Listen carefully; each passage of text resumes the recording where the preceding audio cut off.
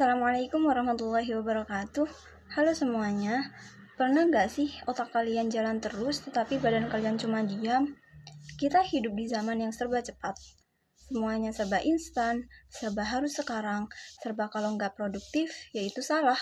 Tapi lucunya, semakin cepat hidup kita, semakin cepat pula kita merasa capek.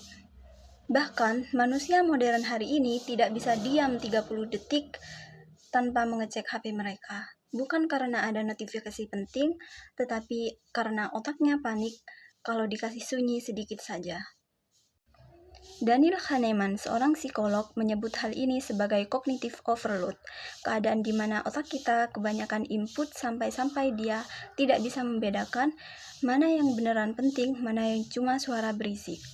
Dan faktanya, kreativitas, empati, kejernihan pikiran, dan semua hal baik tersebut justru muncul saat otak kita tenang, saat kita berhenti, saat kita memberi ruang untuk diri kita untuk bernafas. Tetapi, kapan sih terakhir kali kita memberi ruang seperti itu terhadap kita sendiri? Padahal ada satu hal sederhana yang sering kita lupakan, yaitu menulis.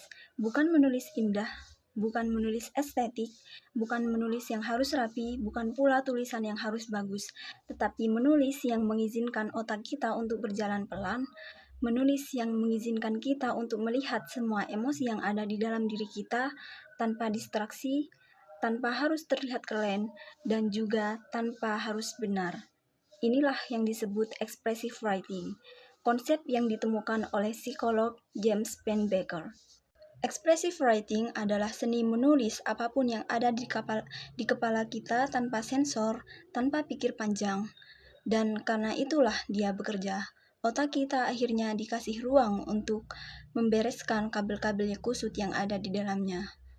Tetapi kalau kalian bingung mau mulai dari mana, mungkin bisa dimulai dengan kalimat sederhana seperti, "Hari ini capek banget ya.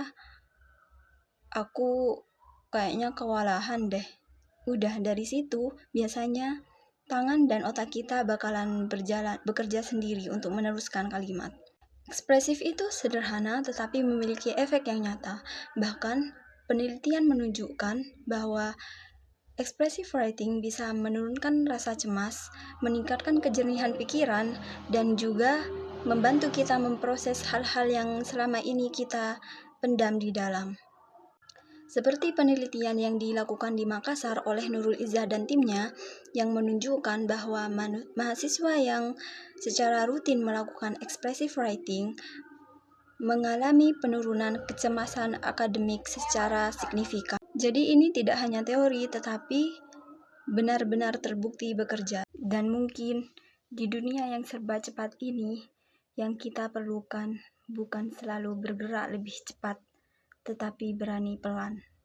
Berani mendengarkan diri sendiri, berani duduk dengan pikiran kita, walaupun cuma 5 menit.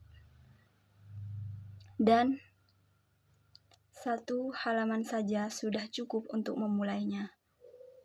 Terkadang ketenangan itu muncul bukan setelah semuanya selesai, tetapi saat kita berhenti sebentar dan hadir untuk diri kita sendiri. Terima kasih. Saya Aida Diani. Assalamualaikum warahmatullahi wabarakatuh.